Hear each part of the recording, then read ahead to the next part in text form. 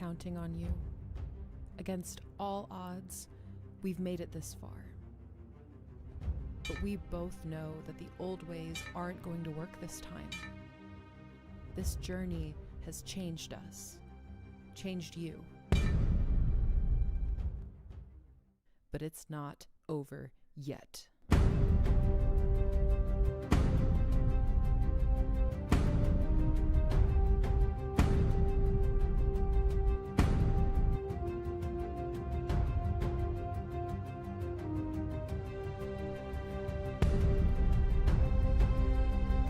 You need the right tools for the job.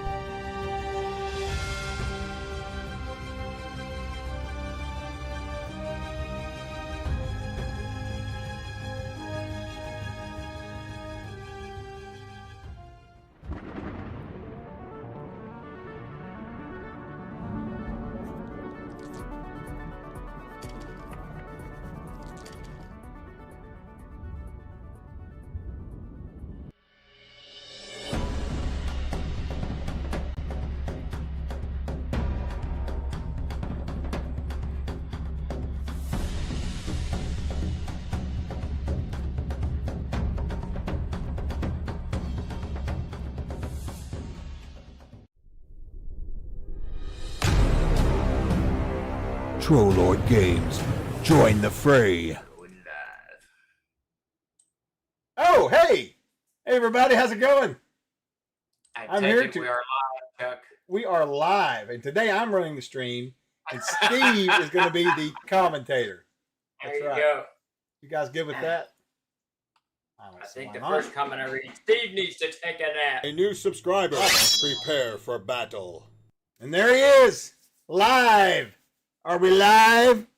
Are we live, Chuck? And I saw that Lando bought me a Dr. Pepper. Did he? Lando. Well, he's already off to a good start. Always off to a good start. Chuck has the guns out. Man, they miss nothing. They miss nothing on God's green earth if you're on a camera. You know, they're looking like shit in the background that you don't even know you own anymore. You know what I mean? You know, it's funny. I went to lunch today with Mac Golden and Todd Gray and Finn. Oh, well, how nice. Yeah, and Mac's in a suit. Of course, I always put clothes on for Troller games. And Todd's in his whatever Todd normally wears. But right. Dakota was wearing, he's taking the Castles and Crusade shirt. And he's cutting his sleeves off. I've got some coming. Yeah, and he's got it cut all the way down to his waist. And of course, he's tattooed up and all that. He's got his baggy athletic shorts on, and I'm not sure what Finn was doing, but he looked like what is the movie with Charlie Sheen? He looked like who's the actor who Defoe who gets killed and does the famous he's running through the I think that's Defoe. Who is that? William Defoe. I mean, I don't know who you're talking about. I mean, I do kind of. In Platoon, Finn was sporting that. Oh. Yes. He had a bandana on. He had all kinds, you know, whatever. And I was thinking, so we went out to lunch. I'm going, get a cruise. A new subscriber, prepare for battle. It was rather humorous. Thank you for the subs. That is hilarious. They, you know, everyone was costumed up today. Great. Dude, that is funny. We just watched that maybe like 2 weeks ago. Me and her did. It was a good movie. Yeah, it's still ages all right. It's good. We already have a couple questions coming in right now. If you want to hit them right off, or you want to do something else first. Let's fire that up. But just for everybody joining, I'm Steve Chenault, the CEO of Chenault Games, and this is Ask Me Anything. Chuck, take it away with the first of the questions. All right, first of the questions from Lando, the Arch Magi, buyer of drinks. Question: folks were asking about the other reforged character sheets for the missing classes over the weekend during the TAG sale. Did anyone finish making those? That would be they were never made. Yeah. And Mel we're almost done. I think we're down to like 40. I think we're down to like 40 pictures that need to be done for Waylon Smith cataloging, and that's done. Oh shit, I had some GFW work to do today and I didn't do it. So and when that's done, she can get back on that stuff. That's probably her number one thing. Her and I have been talking about a cartoon for a while, so there may be something else before she gets onto those character sheets. We should really wrap them up. We really should. We should put a pin in it or whatever they say. All right. I just send a picture. Wait, put a pin in it means to not do it. That's what we do around here at TLG. We put a pin in it. And the pin has been removed for those interested in the Aihrde expansion books because I have started writing. I'm deep into the 17th of those books. Ursul Main. Vorarlberg Basin should release tomorrow. Sarian Heath is in editing now and will be out next week or the weekend after. So we're wrapping these up. What is the status of Barzoom? I keep waffling back and forth on that thing. The timing is all unfortunate. The exclusive license is about to run out. I think in October. I think we'd like to do it this summer, but it is this summer now.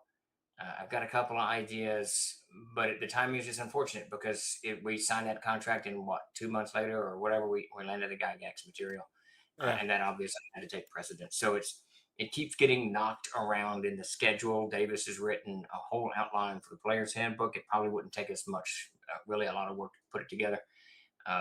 So it's always on my mind, but we haven't pulled the trigger. I'm really focusing on getting the GFW stuff done here to the printers in June. So that's put to bed. And a good half of that hopefully is done this week. I think we got one more index to do in the first 5, and then we're wrapping that up. You're a pain in the ass. It's just they've been around too long, and other things have distracted, and the layout took much longer than any of us anticipated. So, and as soon as part of a project gets kind of log jammed in another, in the process, the rest of us have to start doing things. We can't just sit and wait for that to get done. So we all start doing X, Y, and Z, and then we get caught up doing X, Y, and Z, and now this is it's done with its process, but it's got to wait because we're in the middle of X, Y, and Z. It becomes this whole. You've all experienced it when you go to the dentist. You know what it's like. They put you in the chair. They put 3 other people in the chair and hoping that each little procedure will go on, but it quickly unravels for everybody. So right. But it's time to wrap up the GFW. Let's see. Grognard Rich has a question. We need to know where Trigal is hiding and where he hid his staff. Where did he hide his staff? Where is it? The staff is gone, so that was just lost when he was thrown out of Austrac. Now, so the staff I actually don't know where it is. A new subscriber, prepare for it battle. Was still it would have been in his tower up in the Gotland, which is the Morvan Plains, in his treasure trove. But so this is where, and I haven't actually written up. I had started. There was a whole series of adventures I was going to write way back in the Woebegone days, the early days of TLG, in and around his tower. We had a new subscriber. Prepare for battle. It's not 2 towers like Tolkien's, but 2 towers that are built attached to one another. That's Trigal's mess. That's where the Winter Room probably is, in ruins and abandoned. But Trigal himself, I definitely know where he is. I had that kind of locked and loaded in that final encounter with Aristobulus when we role-played through that. When he saw that Unclar was being banished, Trigal immediately teleported out of there. Aristobulus, Matt Golden had no idea where to go. The world's a big place. I think he did try to... No, he didn't, because he actually pivoted around to see what was going on with Unclar. So Trigal got the jump on him and disappeared. And I know what and where Trigal is. We were talking about this on the Discord today. I need to write this up so that in case I get hit by a bus, everybody knows where Trigal actually is, because he's hidden in plain sight. I'll say that. I don't know how I want to release that information, because it would be cool in an adventure to kind of unfold that information. But he's definitely hidden in plain sight. And some of you, I guarantee you said plain sight. Yeah. I guarantee you, some of you have read his write-up. I guarantee. He's in fucking Greenbrier, isn't he? That's where he's at. He's in Greenbrier. I figured it out. Damn it! he's the barkeep in Greenbrier. He's trying to rebuild the village that keeps getting burned down. Since everybody starts the adventure there with the place being burnt down. Son of a bitch! Stop running this adventure, damn it! That's pretty good. But I will mull that over, and maybe we'll check, and I'll figure out a way to hide it so that only DMs can get it. Oh, that would be sweet. You know, because you don't want players to know, because it's a thing. It's a whole thing. Blaze Wolf Dog says got stream muted at the bar, but I'm here to boost the stream. That's right, good man. That's right. Wait, okay, let's see. Oh, question. What's the story behind the this is from Hank Scorpio 33. What's the story behind the post-apocalyptic video you sometimes show before the live streams? Oh, he's talking about the two shorts.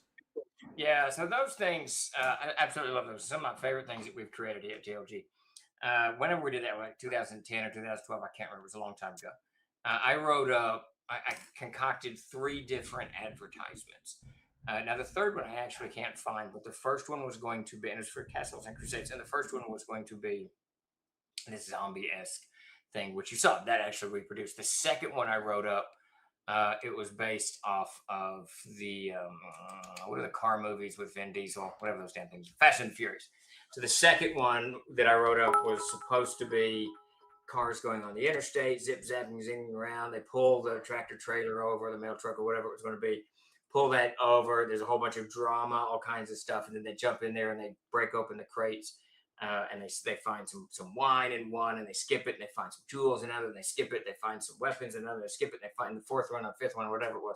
They open it up, and then there's Castles and Crusades book, and they grab them, and they go, take only what you need. And they get it, and they jump in the cars and zip off. So it was a Fast and the Furious. The third one I actually have lost. I can't remember what the third commercial was, but it was kind of built around whatever was popular when the Fast and the Furious was out and the Walking Dead was out and big. So it was built around that. So what ends up happening, my neighbor, as it turns out, is an Emmy Award-winning director, and he does documentaries and whatnot, Matt. And so we hooked up with Matt and said, "Hey, man, I want to shoot this zombie thing, this zombie advertisement." And he jumped on. He absolutely loved it. He hired the people, the crew, and all that, and we got it all set up. I got some great footage and a bunch of pictures from that shoot. It was a fantastic shoot. We do this great thing. And it turned out so very well. We debuted it at Gen Con that year, and it did so very well. It looked so very well. Everyone responded to it. It got great. Just a lot of people, what happens next? And it was so cool. I thought, you know what? Let's forget the advertisement. Let's shoot a second part. And I wrote a third part. So we shot the second part, same actors and all of that stuff, roughly the same locale. It was just really, really cool. And if you can note that in the second one, it's far less advertisery than the first one. The first one is definitely shots on the Castles and Crusades stuff and what have you. But the third one is very little of that, just at the very, very end, or the second one. And the third one was going to take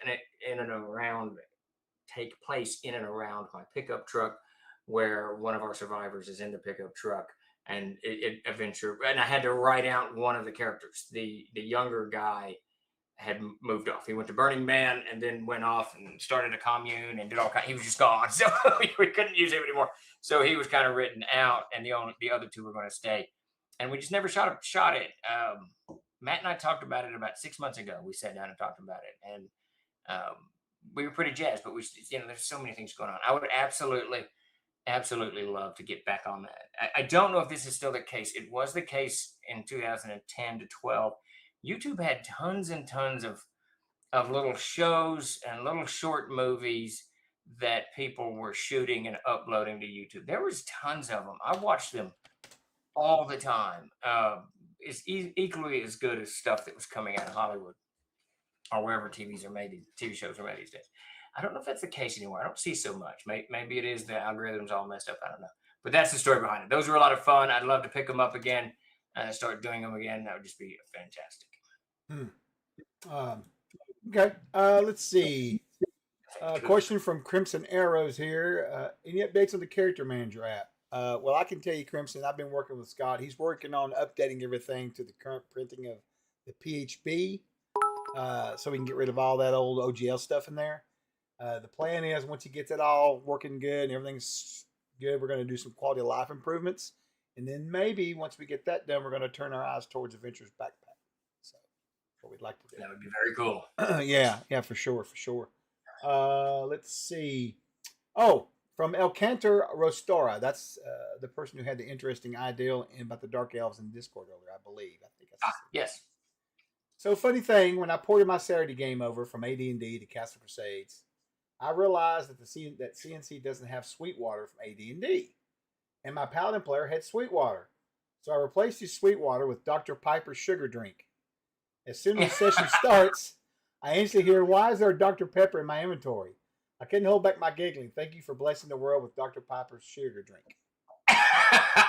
Do you know where that's located, Steve? I can't remember. Is it the Adventurer's Backpack? I can't remember. Along with a bunch of other Easter eggs that I stuck in there this time around. Like, allow me to read this to you. See if you can make connections with this one. Magnifying glass. This is under the trinkets. Minor magical trinkets. Magnifying glass with Muddle's ink etched on it, which sometimes glows when a trap is nearby. Well, we sold a magnifying glass for a while, but what is that referencing?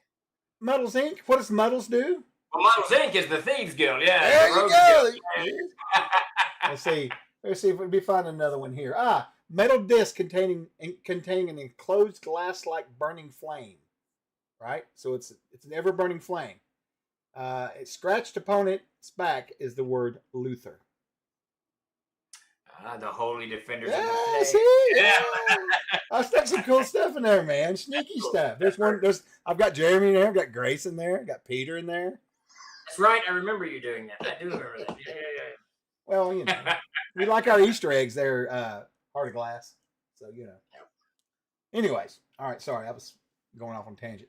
Let's see. Jeb Gordon, are you going to do a third bundle to cover it? Yes, Jeb. Tomorrow morning. The last of the Aihrde expansions once the balance of the books are released. Complete Bundle 3 will be out tomorrow. Because there's a total of... Wait a minute. Wait. I thought there's 6 books in a bundle.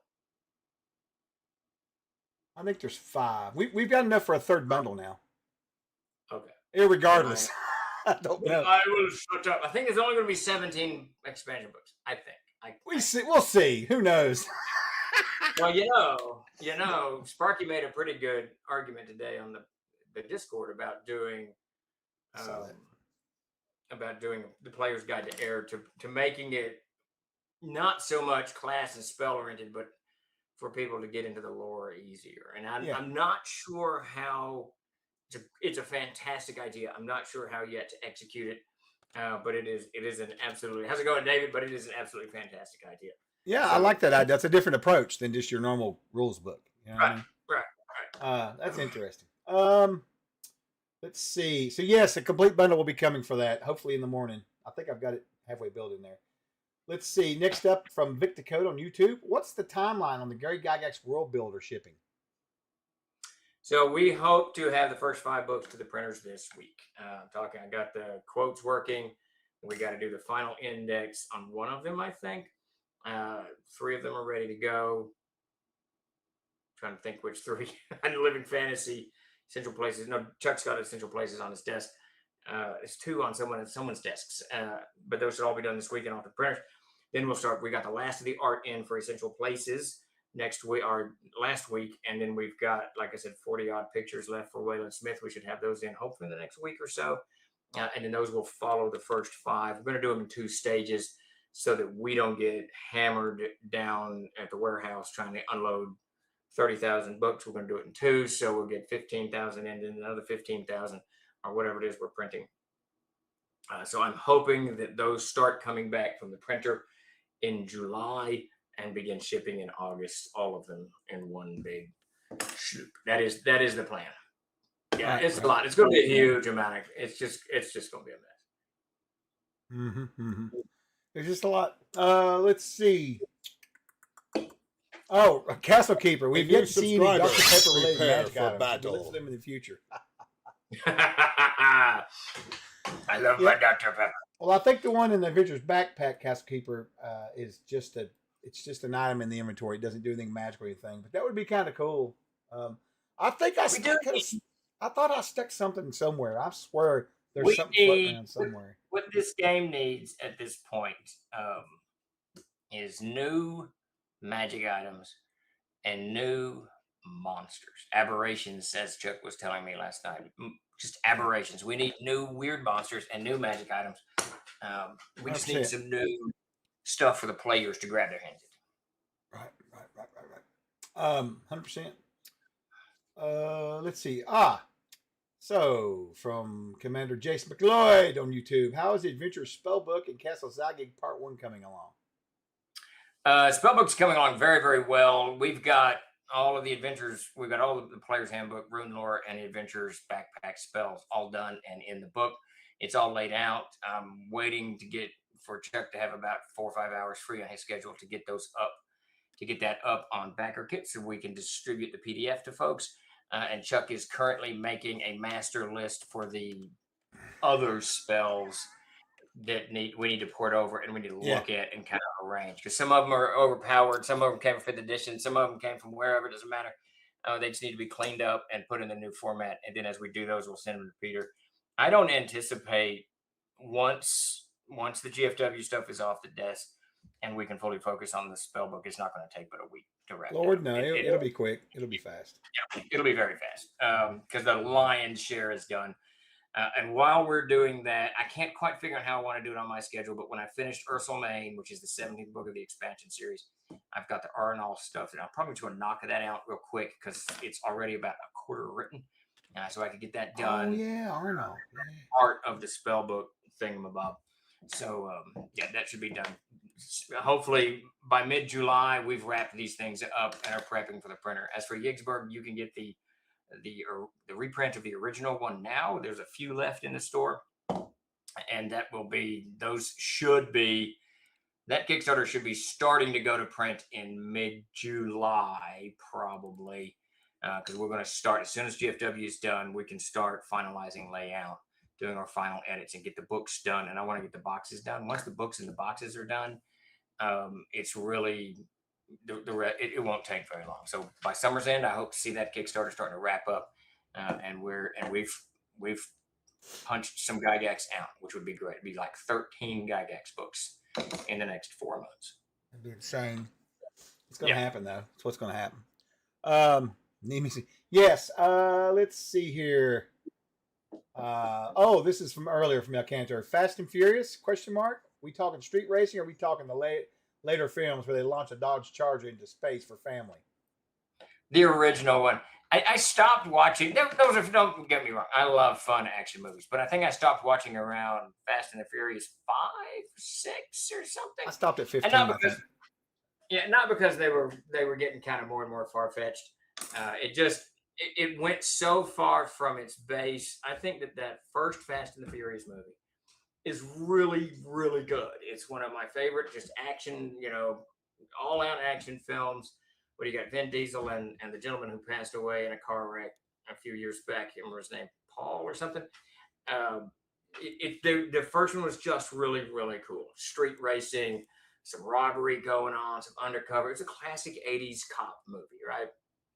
Second and third one, okay, they were good, but then they just keep getting more and more until they're going crazier and crazier and crazier. So it's now you're watching funny stuff. It's sort of like Resident Evil is probably my favorite series of movies next to Aliens. And Resident Evil, the first one's really good. Second one's cool. The third one's really good. Fourth one's it's getting kind of weird. Fifth one's getting really weird. Sixth one's off the fucking ball. And then seventh one is cool. And they got back to their roots. But Fast and the Furious first movie is just a good classic. You like fast cars, and you like the muscle car against the new whatever they call the little cars now that aren't muscle cars, but they're really fast.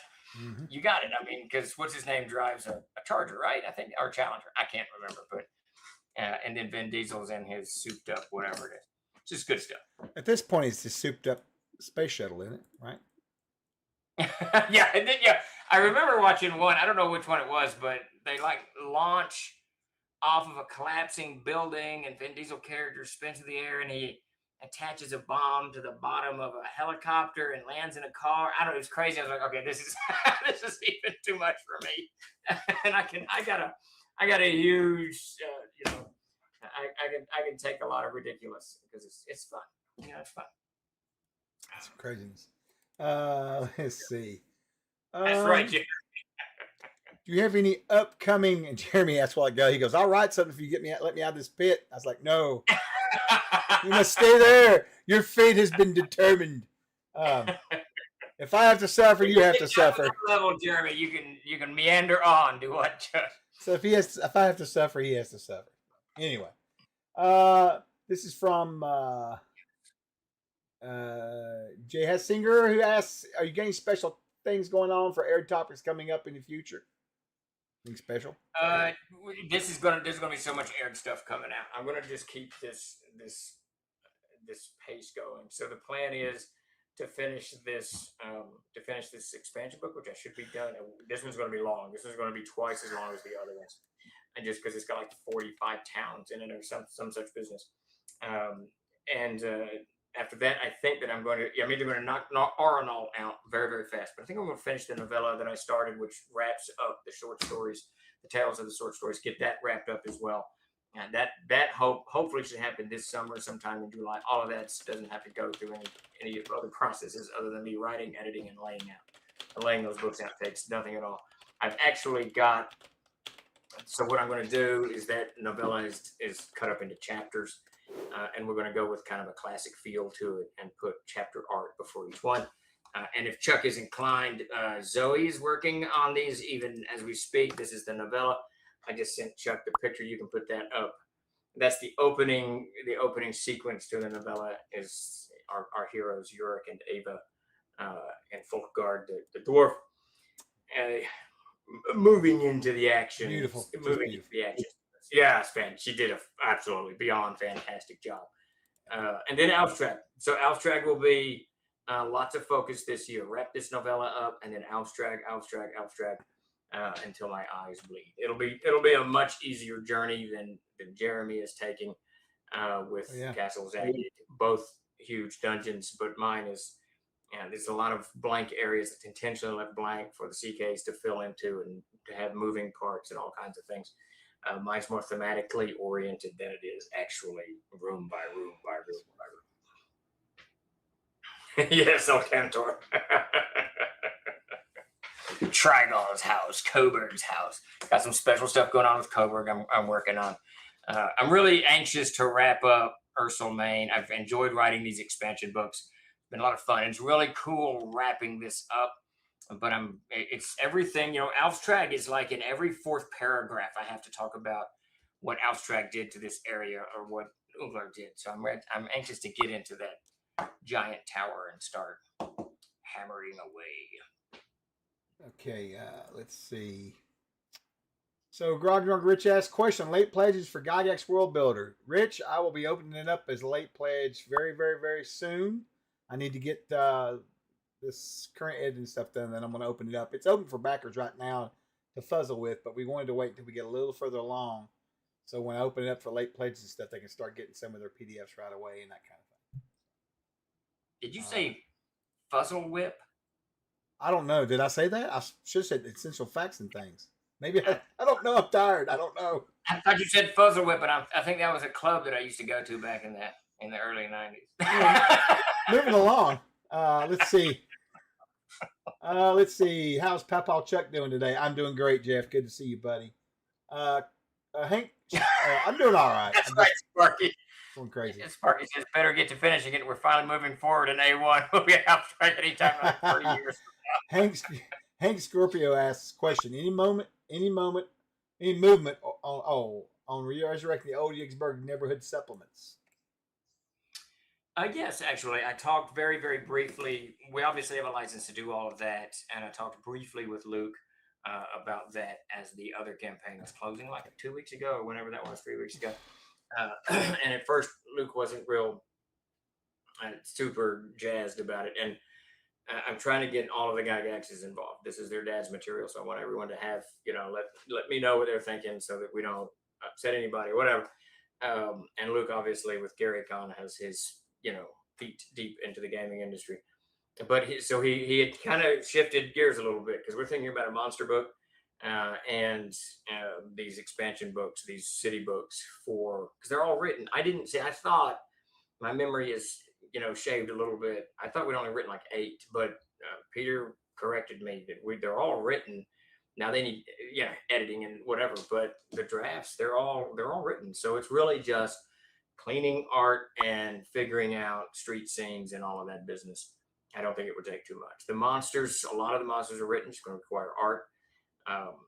So it's there's a good chance. There's a good chance we'll see. Now we're not going to do anything more zagging until we're way deep into levels 6 through 17.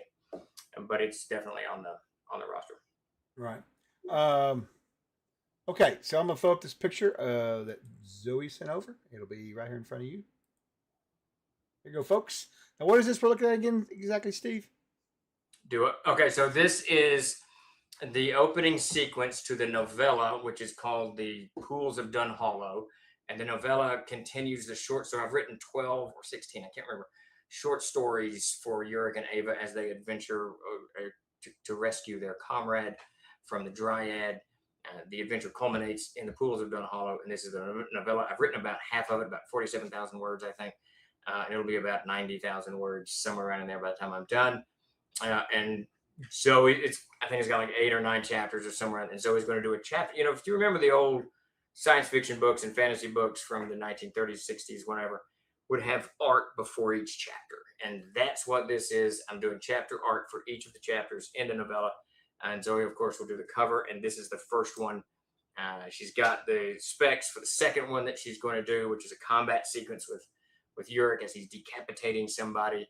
But presently, she is working on Meta, one of the Eldritch Goblins. That's another project that I've kind of started on the side. It's already shaping up good. I liked it when I saw it. I'm going to get about 30 of these Eldritch Goblins put together in a little monster book so that we all, as we're playing forward, we all have these goblins to mess with. Crypt, right? If I had my way about it, I'd love Zoe to do us a paint by number coloring book. It would be freaking awesome.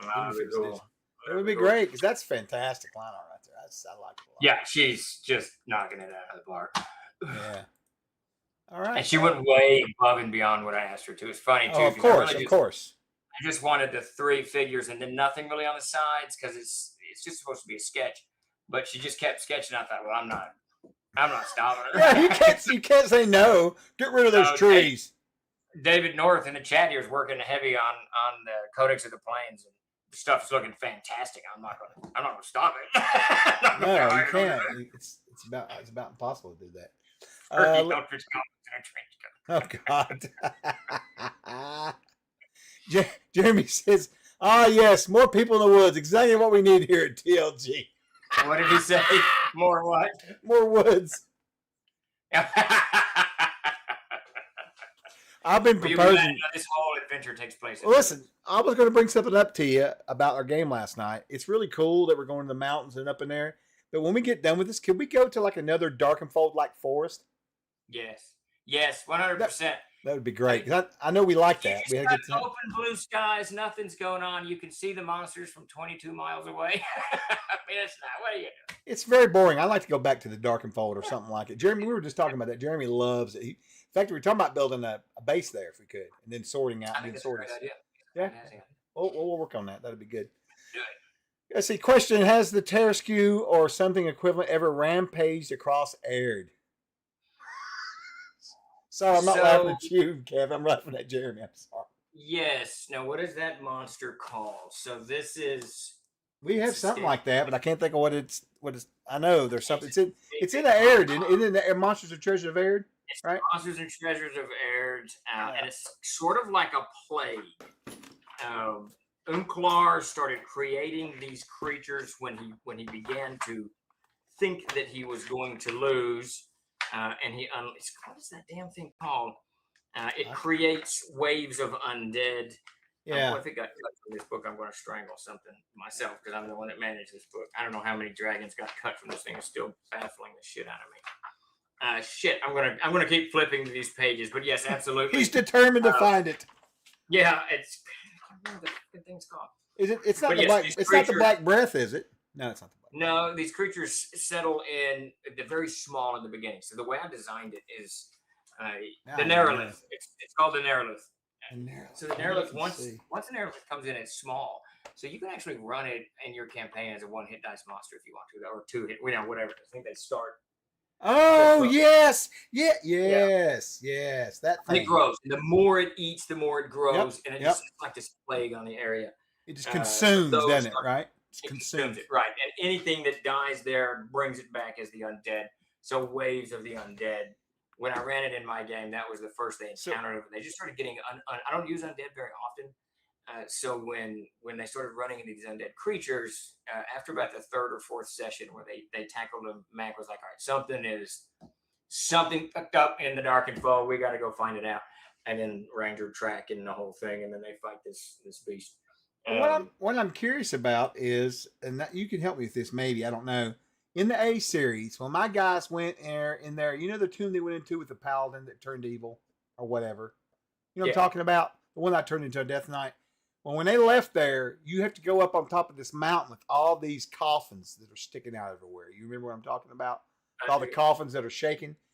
Yeah. Was there one of those at the top of that, or did I put that in the campaign? I can't remember. They fought. I think you probably put that in the campaign, because and the reason I say that is because Davis wrote A1, and he never uses our books as references. He just makes stuff up. That's why. Right. But this was like a way on down the line when you started writing. That's why I couldn't remember. I took over an A10. Yeah, it was around there. It was in there somewhere. Then it may have been me. I may have put it in there. I just don't remember. I know that it was nasty, though. I'll tell you that much. It was a bad deal. It was a really bad deal. He wrote about half of A10, and then I took over, and I couldn't tell you who wrote what in A10. You can usually tell Davis was writing a little bit apart, mainly by the names of those involved, the NPCs. But yeah, good stuff. Let's see. Manfred von Beck asked, it's Tuesday. Has anyone asked about Gamma World yet? Yes, no one's asked about it, Manfred, but Davis and I have ironed out quite a bit. We've started our it's not Gamma World, but it's Gamma World. We've started our next adventure, Jason Walton. Good news is Amazing Adventures, the monster book. Jason texted this morning. He has 5 more monsters to write, and then that book is written, and it's ready for editing. Now, we've got artists have all been distracted in 46 different directions, so we've not made much progress on the art.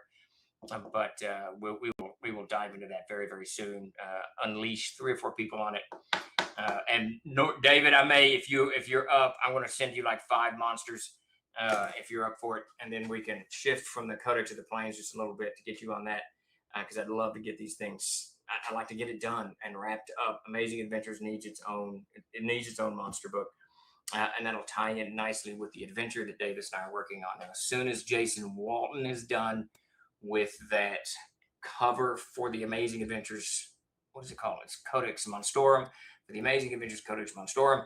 As soon as he's done, then I will unleash Jason on the cover for Chuck came up with the title for it. It's going to be called Cure. So the adventure called Cure for Amazing Adventures Comrades.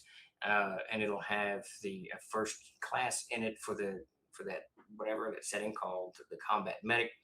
I'm really jazzed. I'm really jazzed on that. Now, that's going to get jammed. So Davis and I'll write that together, and that'll be jammed somewhere in this final expansion book and whatever else. And I think we're going to tie it into the 250th anniversary, Independence Day, Troller Games, United States, whatever. Got a couple ideas percolating on that, but it's gonna be a lot of fun. A lot of fun, and it'll give you everything you need, man. A new subscriber, prepare for battle. No, it's not. No, it's the Cure. I thought that we settled with. But well, whatever you and Davis decided on. It's not. It's no different than anything else there, Jeremy. But it's an Amazing Adventures. Adventure called Comrades: The Cure. That's what it's. Lord of mercy! It's gonna have this. It's gonna have this '90s band on the cover of it. I was about to say, The Cure's a band, isn't that? That sounds very familiar. That would be. Well, I mean, it would kind of fit with us, so it would be kind of interesting. Yeah, well, that is. No one would be surprised. Let's put it that way. No, right? no, they wouldn't be. Couple questions from. I did send Tyler, Rick here in the chat, and Todd a meme, I guess, a joke. I don't know what the hell these things are called, but it had a picture of Khan saying, "Send me your Genesis," or whatever the hell he says, and then underneath it was a picture of the band Genesis, and then underneath that was Khan with his head in his hand. I thought it was pretty funny. It was pretty good. All right, Chuck, what do we got? You got more questions? Let's see. Nope. I think we've got just a few more minutes here to frolic if you want to. I do have one thing here, but I'm going to look it up real quick first. All right, David, I will send. It'll probably be late tonight, but late tonight I'll just call the next 5. Benny's working on 4 more. I think we got like 8 done or 10 done or 14. I don't know. I'll give you the next 5 monsters and get that rolling. Get that rolling. I think there's 147 monsters. I think. I'm not going to swear to that. Sure is 80s, at least to me. Yeah, I'm with you, Jeremy. I love monsters. I hit that monster for last night's game in about 20 minutes. It's here on the desk because I want to do a real write up on it, the Bone Punch, and we just need monsters. Good deal, David. Yeah, we'll keep doing both, but we'll put the monsters kind of at the priority just to get that. I would love to have, before we roll that into crowdfunding, which may be sooner than later, I would love to have that the art well underway, so we're not 2 years from now struggling to get art on it. And we do have the Bestiary book, so somewhere in the back of my head I was thinking maybe we do the Bestiary book with the Amazing Adventures Monstorm. That would be kind of cool. But I don't know if I want to do that. We'll have to see. I'll have a meeting with Chuck and Davis, and we will decide. I hear you. Yeah, monsters are fun. Monsters and magic items are just fun. Jeremy and I, he and I see eye to eye on that, and they're just cool. They're just weird shit. Just weird. Yeah, for sure. I want that bronze golem in something. Yeah, that would be really cool. We need to do something with it. Question: do you have the tribute monster manual, the old one? Tribute monster. In other words, we have the tribute cover to the monster manual, but do you have the original monster manual, the old one?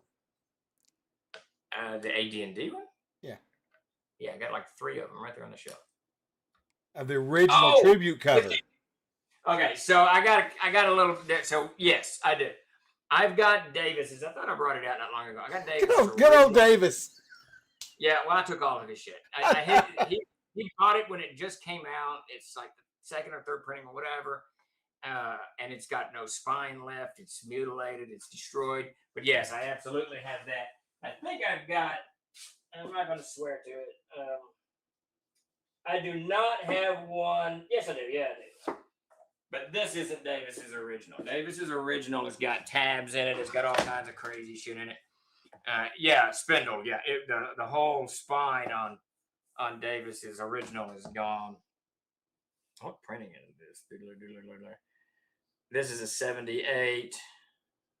This one might be a first printing. I don't know. It doesn't have a printing marked on it. Man, they made solid books. Holy shit, they made solid books. Gary just did it right. I mean, there's nothing wrong with this book binding. They just did it right back in the old days. And it was printed here. Yeah. So this one's interesting. It doesn't actually have a print number on it. It says printed in the USA. It says 1977, 1978, but I'm not seeing. No, 4th edition. So this is 4th edition, August 1979. So this would be a 4th printing of the how you do it.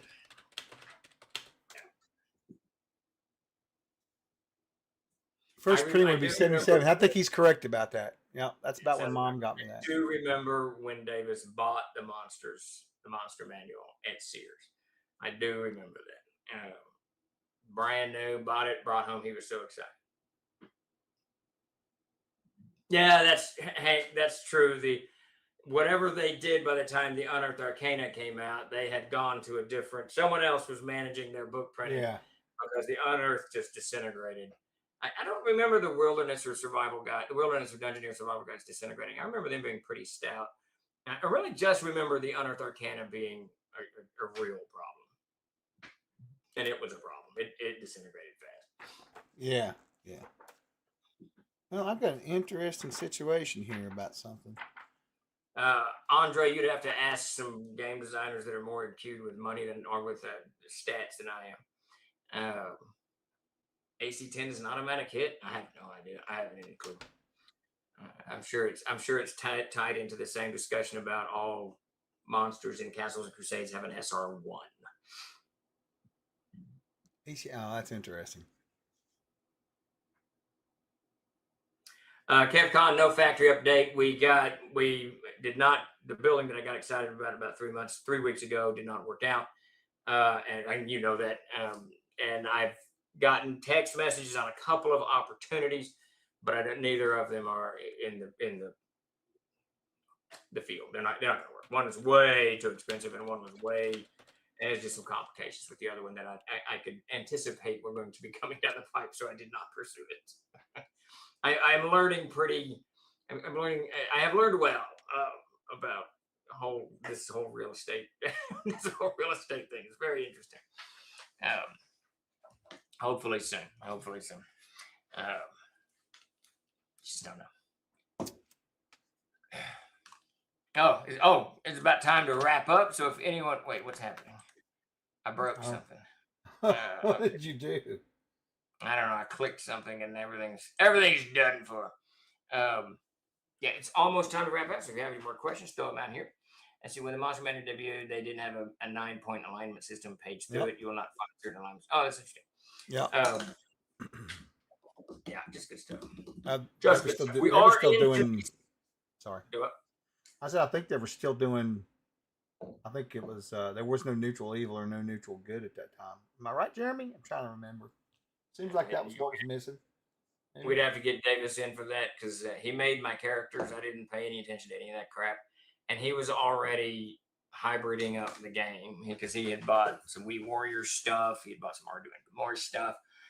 It was already, by the time the Monster Manual came up, it was already, Davis was beginning to tinker just a little bit.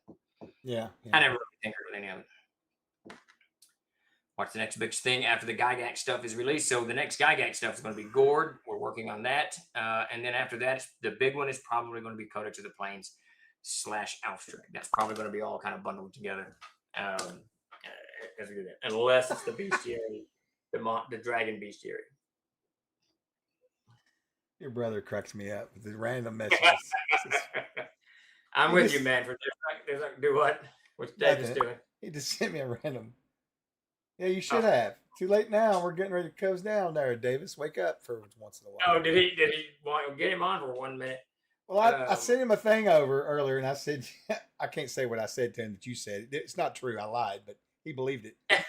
And then he answered with another 4-letter word back at me to go to you, but really it's anyway. Yeah, there will not be any Modrons in the next monster book from Who brought that up? Oh God. Manfred. Oh, Theme Folio is right here. Got it right here. This is I only liked the Grell from Oh, I love this one, man. There's such good the Death Knight. How could you not like the Death Knight, bro? The Death Knight. Holy shit. I love the Grell. The Grell. Oh, the Grell's great. And I love our version better, though, actually, to be honest with you. And the Grell is what I'm talking about. It's a monster, right? I mean, it's just a weird-looking monster. Which is what monsters should be. We got way too many humanoids and dogs and it's the same kind of 4-legged monsters and the bipedal. We need something that's just different. And you don't need to explain why the Grell floats. Who gives it? It doesn't. I don't need some kind of weird whatever. It's just it's the Grell. It floats. This is what it does. Do we have like, for example, you remember the Pinanalagan? How do you pronounce it? Pinanalagan. You remember that? Which one is that? A female vampire-type undead of fearsome power and nauseating appearance, this vile creature appears during the day as an attractive human female who may be of any character class. This is the female human, which the Pinanalagan was before death. So I don't. I'm sure I looked at it. I didn't like the Faint Folio because it had. Oh yeah. So there's all kinds of weird shit. My biggest problem with the Faint Folio back in the day was it had so many instant death monsters. Yes, that's what's great about it. What are you talking about? Not in my game, dude. It would take you. We would play 2 to 3 times a week, and it would take you about a year of gaming to gain a level. So if you do that to your players, and then in 32 seconds you drain them 4 levels, and they know they're now got to play for 4 more years to get their levels back. Yeah, I see. See that? Another just crazy monster. You know what I'm saying? They'll kill you. So no. So La Figaro, I can't remember how to say that name. It says yes, CNC Codex Modronicus. The my Modronicus. Yeah, God. there will be no Modronicus codex. Manfred's trying Yeah, to I sell think Cellophane personally, Folio as a Gamma World book. had I drained their levels every 3 to 4 games, they would have killed me. They would have absolutely killed me. Well, maybe. Yeah. I like my monster I call the Wedum. I really remember want what- to get into D&D, but I think it's not too late, Lost, to get into gaming. Never too late. It's like 6th level or 7th level, something like that. But Mac missed it when we added all his experience points up by 1 experience point. And he had to play the next game, minus the level. It was really fun. Were you that rough on them with 1 point?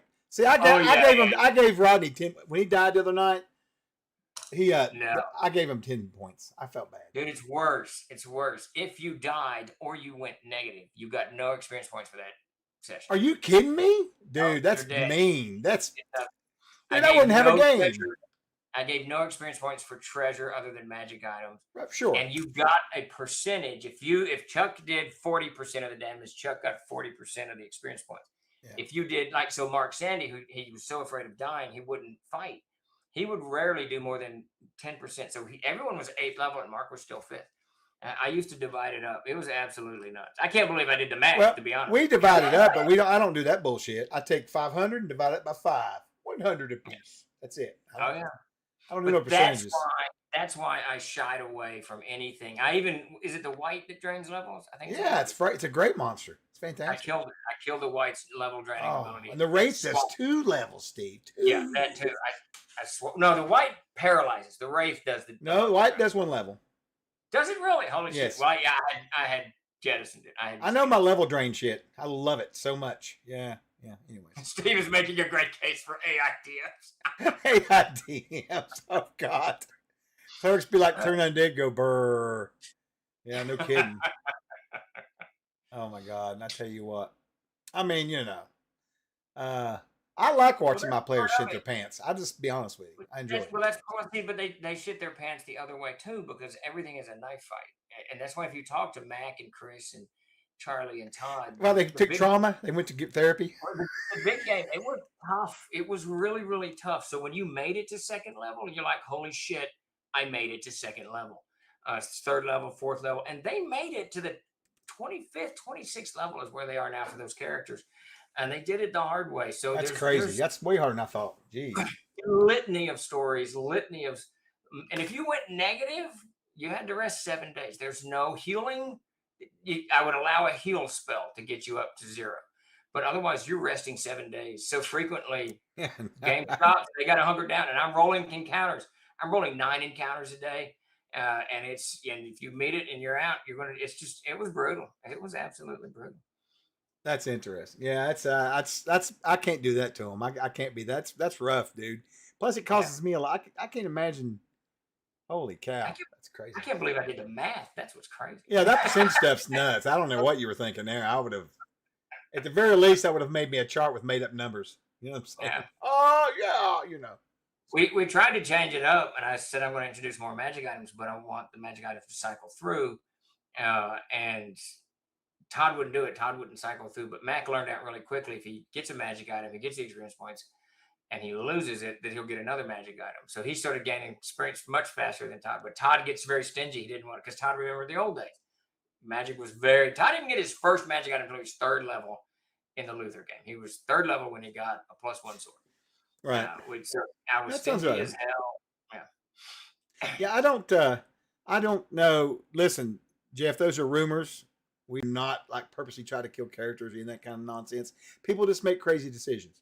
I rarely. You have to make me angry to get me to purposely. Right, exactly. It's the same with me. There they go. They're gonna start bragging on about deaths. Jeremy says the way you do your DMing back then. How's that any way less cruel than level drain? So that's it. You got to take the balance. That's where the balance is. If I had DM'd that way, and I had level drain, it's unsustainable, right? Because you're never going to get past it. You're never going to make it. So I just removed level drain and automatic deaths. That was just, I don't ever remember, I hated automatic death. I absolutely hate automatic death. That drives me nuts. Give me an The example of what you player has, mean. I'm not. a type 4 poison or whatever. You drink it. There's no save. You just die. Okay, stop. The It's character great. has no chance of No. surviving. So don't drink it. That it's but it's not fun. And the whole thing for me was No. watching the players just go nuts at the time. Let me explain to you the method behind that. Okay, you don't surprise them with something like that. You tell them up front early, so you can sit back and watch it marinate in the group.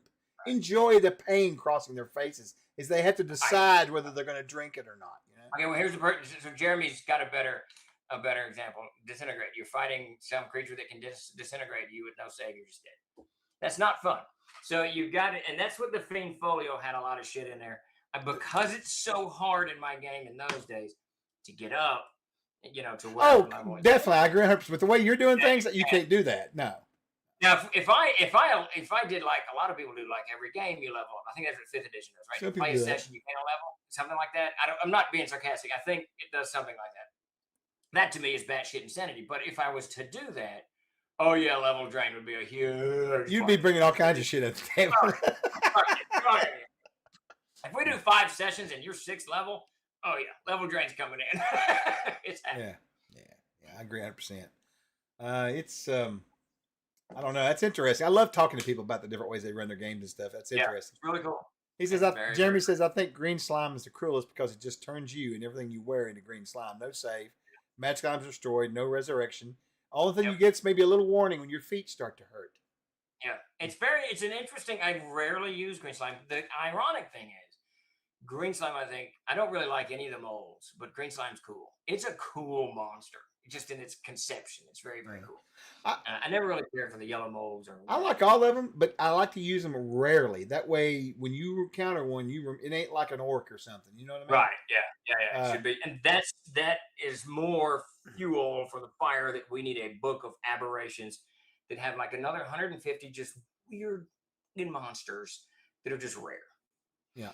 It's just like the green mold that's down there in what is that in Salt Marsh, that the haunted house that the pirates were in right there. Yeah. I had one of my players went a couple summers ago. They were a newbie group, and he liked to cause trouble. He thought it was funny to play pranks on people. He'd always try to get the first magic items, the first loot, whatever, right? That kind of guy. And they went in there, and there was a arm wire, and he opened it up, and I said, well, there's a code in there, but it's covered in dust. It looks like it's turned yellow over time. It's been there so long.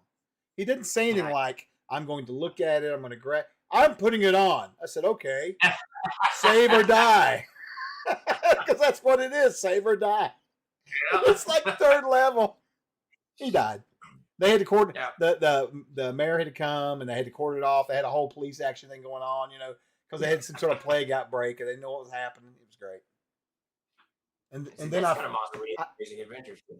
Yeah, that would be cool. Oh, yeah, that would be really cool. Some sort of plague thing would be great. A little bit different. All right. We do got to wrap up. It is 5:30. This has been a fantastic session of AMA. Been good. Grace will be back. We're doing some aired readings tomorrow. Chuck will be on Friday. I'll be back next Tuesday, and we'll be running the game again on Monday. I think they're going up the mountain. I want to thank everybody. I'm looking forward to some fire giant action, man. Oh, yeah. I just want to see my equipment used against me. Wait, what? No, hold on. That's a bad idea. Did you write the fire giant section? All right, there you go. I don't remember it. I don't remember much. I remember I did Cloud Fire and Minotaur, Ogres, but I don't remember now. It's been so long. That's funny. Yeah, I know. I don't even have that book. I don't even have it. So Sparky has the official SOS game tomorrow, so check that out on Twitch. Oh yeah, let me get some announcements. We got tons and tons of Siege games, Amazing Adventures and Castles this weekend, this summer. So please check all of that madness out. Beginning with Sparky. Yeah, so let me give you a shout out. Davis and get him back on again and talk to him. You sent me that email. Absolutely, that's a great idea. Absolutely. So there's Sparky's link. You guys can go give him a follow and catch him out. We'll have a schedule out. There is a schedule that she's putting out everywhere. I don't think I have. Let me see. Actually, see if you guys can see this crazy link I'm going to drop here. It's a long link, but just see if you can see if that works for you guys real quick. I think that's the public schedule. Some more announcements real quick. One thing I do want to announce, Rick Montel will be at DICOM this weekend. If you're curious about going by and seeing Tyler, he's going to be running some games at DICON. And other people are as well. We've got about 12 games up there this year. It's pretty good. And he'll have a little small booth there. Yep. Let me put the That's the way, Sparky. Ungaring it up. Ungaring it up. That's right. Ungaring it up.